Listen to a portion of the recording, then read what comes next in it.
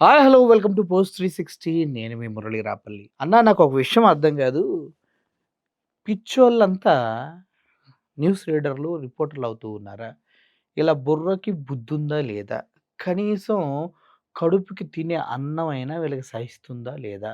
మనిషి పుట్టక పుట్టారా? కుక్కల్లా పుట్టారా? ఎందుకంటే లాజిక్ లేకుండా అరుస్తారు. ఏమీ తెలియకుండా మాట్లాడతారు. అసలు కుక్కల కన్నా దారుణం. కుక్కల్ని అవమానించినట్లే వీళ్ళ గురించి మాట్లాడితే అని కొంతమంది అంటూ ఉంటే ఎవరా? ఎవరా? నేను సెర్చ్ చేస్తే నాకు మన టీవీ5 ఎల్‌ముండల సాంబ గారి వీడియో ఒకటి దొరికింది. ఈ ఎల్‌ముండల సాంబ అని ఎందుకంటారంటే ఈయన సినిమా ఇండస్ట్రీలో లంజం ముండలు లేరా అని మాట్లాడినటువంటి కుసంస్కారి ఈయన. ఏమో మరి ఆయనకు బాగా తెలుసేమో ఆయన ఎళ్తాడేమో మరి ఆళ్ళ దగ్గరికి. ఆ విషయం నాకు కూడా తెలీదు. ఆయన మాట్లాడారు కాబట్టి అప్పటి నుంచి చాలామందిని ఈయన్ని అలాగే పిలుస్తా ఉంటారు. అయితే ఈయనకి ఎవడు చెప్పాడో లేదా రాత్రి కల్లోకి ఏమన్నా పిచ్చి పిచ్చి కళ్ళొస్తూ ఉంటాయో లేదంటే చంద్రబాబు నాయుడిని పొగడటానికి నోటికొచ్చినట్టు మాట్లాడే తత్వం ఎలా వచ్చిందో సిగ్గు, శరం లేని బ్రతుకు బ్రతికినా ఒకటే, సచ్చినా ఒకటే అనేది సామెత ఉంది. మరి అది సామెత ఈయనకి తెలుసో తెలీదో గానీ, ఇప్పుడు ఈయన చెప్పే విధానం చూస్తుంటే మాత్రం నిజంగానే జగన్మోహన్ రెడ్డి ఈయన కల్లో కనిపించి ఈయనకి చెప్పినట్టుగా నాకనిపిస్తుంది. ఒకసారి వినండి. వెంటనే తనలో ఉన్న అమ్ముల పొదిలో ఉన్న బాణాల్ని తీశాడు. అవి గూడా విషపు బాణాలని తీశాడు. విషపు బాణాలను తీశారంట. ఎవరంటే జగన్మోహన్ రెడ్డి. వినండి. ఏం చేశాడు? ఆ! అంబటి రాంబాబు గారికి ఫోన్ చేసి చెప్పాడు. ఈయన పక్కనే ఉండి విన్నాడు. ఎందుకంటే గాలోడు గదా! మావోడు ఎక్కడ పడితే అక్కడికెళ్ళిపోతాడు. అంబటి రాంబాబు గారు పక్కనే ఉంటే, ఈయన పక్కనే ఉండి ఇట్లా ఇన్నాడు సాంబ. ఎందుకంటే పక్క ఇంట్లో కొంతమందికేమో అదే టీవీ ఛానెల్ వాళ్ళ పక్కింట్లోకెళ్ళి ఎంగిల్ ప్లేట్‌లో తినటం అలవాటు. ఈయనకేమో ఎవడు ఫోన్ మాట్లాడినా ఆ దగ్గరికెళ్ళి వినటం అలవాటు. ఏం తేడాలుండదు. Same to same. అక్కడ ఒకటే పంచాయతీ, ఇక్కడ ఒకటే పంచాయతీ. అక్కడ పక్కింట్లో ప్లేటు, ఇక్కడేమో పక్కింటోడు ఫోను. అంతే సేమ్ తేడా. రాంబాబు గారికంట జగన్మోహన్ రెడ్డి ఫోను చేసి చెప్పాడంట. ఈ సాంబిడెళ్లి విన్నాడంట. ఒకసారి వినండి ఇంకా. నువ్వు ఎలాగైనా సరే ఆ! చంద్రబాబు నాయుడు గారిని తిట్టు. అని చెప్పాడంట. ఆ! ఎవరు చెప్పాడా నీకు సాంబా గారు అని అడగాలనిపిస్తే, బ్రోకర్‌లని అడిగిన సమాధానం చెప్పరని నాకో మిత్రుడు బాగా వీడియోలు చేస్తాడు వీళ్ళ పైన. ఆ మిత్రుడు చేసే వీడియోల్లో బ్రోకర్ అని బాగా ఆడుకుంటారు. అలాగే నాకు బ్రోకర్‌లు అడిగితే సమాధానం రావని నాకు తెలుసు కాబట్టి నేను అడగట్ల. ఓకే. నీకు ఎమ్మెల్యే సీటు ఖాయం. మంత్రి గూడా ఇస్తా. ఎమ్మెల్యే సీటు అంబటి రాంబాబుకి. ఎక్కడున్నావు సంబా? ఏమన్నా అడుక్కుంటా అనుకున్నావా వైఎస్ఆర్‌సీపీ వాళ్ళు? అడుక్కోరు బాసు. అడిగితే జగన్మోహన్ రెడ్డి ఇస్తాడా? ఓకే. ఆయనే ఇస్తా అన్నాడు విను. 2034లో అనుకోకుండా వస్తే నీకిస్తా సీటు. కాబట్టి చూడు 2029 కాదు 34 ఈ పెట్టని చిలకలు పట్టుకొని రోజు ట్రైనింగ్ ఇచ్చి ఇంట్లో కార్డ్స్ ఉంటాయి. అయి తీయగానే అది పట్టుకొని వచ్చేస్తాడు వాడు. చిలకల రాజా, ఎల్లమండల సాంబ. ఎవడు చెప్పాడు నీకు 29లో అధికారంలోకి రాని నువ్వేనా ఇదా? నువ్వు పోతులూరు వీరబ్రహ్మేంద్ర స్వామి శిష్యుడివా? రాసి పెట్టుకోవడానికి కాలజ్ఞానాన్ని. పొరపాటునొస్తే ఇస్తా అని చెప్పాడంట. అప్పటి వరకు ఉంటారా కొంతమంది నాయకులు చచ్చిపోతారని చూసుకోండి. నువ్వు సీటు పదిలం చేస్తాను. హ్మ్. మంత్రి పదవి ఇస్తాను. హ్మ్. నువ్వేం చేయాలంటే క్యాస్ట్ మీద లేదా పార్టీ మీద చంద్రబాబు నాయుడు గారు నేరుగా తిట్టేయాలి. అంటే కడుపుకి అన్నం తినేవాడు ఎవ్వుడైనా ఒక శాటిలైట్ ఛానెల్‌లో కూర్చొని ఇలా సొల్లు కబుర్లు చెప్తారా? నీ బతుకు ఏంది ఎట్ట తయారైంది? కనీసం, కనీసం మనిషి పుట్టక పుట్టినోడు ఎవడైనా నిజంగా ఇది చూస్తే ఎవడైనా నవ్వుకోడారా? నీకెట్టా తెలుసురా? నీకెవడు చెప్పాడురా ఫోన్ చేసాడని? నువ్వేమైనా పక్కన ఉండి విన్నావారా వేస్ట్ ఫెలో అని అడుగుతారు. ఎవడైనా అడుగుతాడు. మరి ఈ వీడియో చూసేవాళ్ళు కూడా అడుగుతారు కింద. అది ఎట్టన్నా నీతోటి? ఊర్లో కూడా ఎవరు అటువంటివి మాట్లాడుకోకూడదు. సభ్య సమాజం కూడా అవునా అన్నట్టుగా ఉండాలి. హ్మ్. వాళ్ళు నీ మీద దాడి చేయడానికి వస్తారు. ఈ లోపట వైసీపీ వాళ్ళే నీ మీద దాడి చేస్తారు. ఆ దాడి చేసే వాళ్ళు కూడా జై తెలుగుదేశం, జై చంద్రబాబు నాయుడు గారు అని మాట్లాడతారు. చూసారా? కుక్క తోక వంకరే, సాంబడు బుద్ధి టింకరే అంట వైసీపీ వాళ్ళే దాడి చేయడానికి వస్తారంట. కళ్ళు, కళ్ళు ఏమైనాయి సబ్బగారు మీవి? ఆ! ఏమైనాయి? ఎక్కడ పోయినాయి కళ్ళు? సార్ విషయం చెప్పండి. కళ్ళు ఏమైనాయి మీయి? ఎవడు చెప్పాడు ఈ విషయాలు మీకు? వైసీపీ వాళ్ళు అక్కడున్నారా? ఎవరు? వ భీమినేని వందన వైసీపీయా? అక్కడ నిలబడ్డ వాళ్ళు వైసీపీ వాళ్ళా?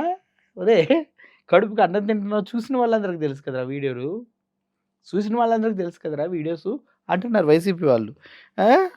నువ్వు గమ్మునుండు. హ్మ్. ఇంట్లో వాళ్ళని వెంటనే లేడీస్‌ని బయటకు తీసుకురా. హ్మ్. ముగ్గురు కూతుర్లను బయటకు తీసుకొచ్చి, ఇదిగో మమ్మల్ని తిడుతున్నారు. కులం పేరు మీద తిడుతున్నారు.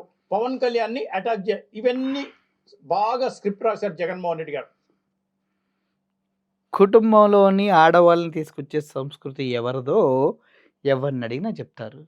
మీడియా ముందు కూర్చొని ఎక్కి, ఎక్కి ఏడ్చి కుటుంబం మొత్తంతో వీడియోలు చేయించి సింపతి గెయిన్ చేయటం కేవలం ఒక విషనరీ నాయకుడికే సాధ్యమన్న విషయం అందరికి తెలుసు సంబా. నీకు ఆ విషయం తెలీదా? ఆడవాళ్ళని తిడతం కూడా మనకే తెలుసు. ఆ! లండన్ ముండల్ని మింగడానికెళ్ళాడని అద్భుతమైన భాష మాట్లాడినటువంటి మన యువ నాయకుడు లోకేష్ బాబు గురించి మీకు తెలీదా? ఆ! ఎందుకు సంబా నోరు తెరిస్తే అశుద్ధం తిన్నట్టు మాటలొస్తున్నాయి. పొద్దున్నే అస్సలా నీది నువ్వు తిని, నీది నువ్వు తాగితే గాని ఇట్లాంటి మాటలు రావంటున్నారు జనాలు. ఏమంటావు మరి? నిజమేనా? ఏమోలే నీకు తెలియాలిగా. ఏం తెలివితేటలు జగన్మోహన్ రెడ్డి గారు. జగన్మోహన్ రెడ్డి గారి తెలివితేటల్ని ఈ కామెడీ పీసు ప్రశంసిస్తుంది.